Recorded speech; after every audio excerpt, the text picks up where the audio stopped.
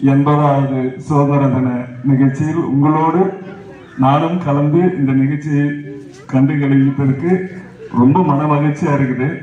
முதல்ல என்னுடைய வருத்தத்தை தெரிவிக்கிறேன். நேரத்தோட வர முடியாதுன்றது சூழ்நிலைகள், சில சூழ்நிலைகள் தவிர்க்க முடியாத காரணத்தினால என்னால் வர முடியல. எப்பவுமே சார் சொன்னாலும் அந்த 8 மணிக்கு இருக்கணுன்றதை ஃபாலோ பண்ணுவேன். இன்னைக்கு அது என்னுடைய சூழ்நிலை அது மாதிரி நான் அமைஞ்சிச்சு. இருந்தாலும் லேட்டா வந்தா கூட உங்களோட இந்த நிகழ்ச்சியை கொண்டு கழிக்கிறதுல ரொம்ப மகிழ்ச்சி அடைகிறேன்.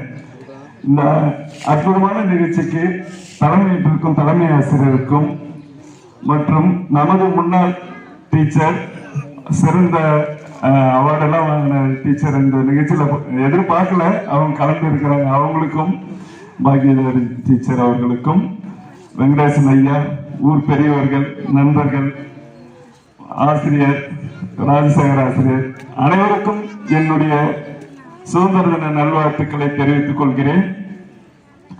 சார் சொன்னதுக்கு ஒரே ஒரு பதில் தான் சொல்ல முடியும். எல்லாருமே ஒரு மாணவராக இருக்கும்போது பரீட்சையில எழுத சொல்லுவாங்க, என்ன நீ முதலமைச்சர் ஆனால் என்ன செய்வாய் அப்படின்ட்டு. அந்த மாதிரி என்ன வெளிப்பாடுதான், அது ஒரு பாட்டு, அதுக்கு போக வரும்ல இப்போதைக்கு. ஸோ நல்லது என்னைக்கு நடக்கும்போது அது நடக்கும்.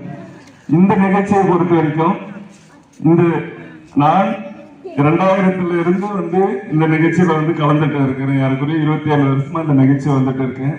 அன்று இருந்த ஆசிரியர்களும் சரி, இன்று தலைமை பொறுப்பேற்றிருக்கும் அம்மா அவர்களும் திரு ராஜசேகர ஐயா அவர்களும் தொடர்ச்சியாக ஒவ்வொரு ஆசிரியர்களும் நான் சந்திச்சு வந்திருக்கிறேன். எல்லாருமே இங்க சேவை மனப்பான்மையோடு தான் இங்க கலந்துக்கிறாங்க, பாடம் நடத்துறாங்க.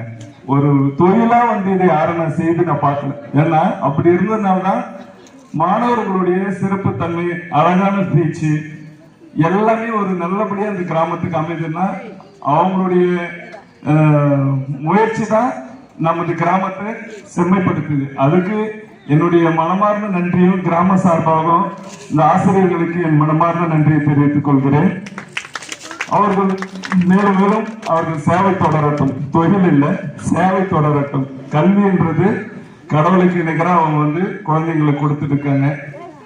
அன்பு செல்வங்களுக்கு நான் சொல்ல விரும்புவது என்னன்னா, நீங்க எப்பவுமே ஏதாச்சும் ஒரு நாளைக்கு ஏதாச்சும் ஒரு உதவி, உன்னுடைய பக்கத்துல இருக்கிற குழந்தைங்களுக்கு, உன்னுடைய சக நண்பர்களுக்கு ஒரு பென்சில் ஒன்னால முடிஞ்சா கொடுங்க, இல்ல அன்பான ஒரு வார்த்தை சொல்லுங்க, யாருக்குன்னு அன்பாக நடந்துக்குங்க.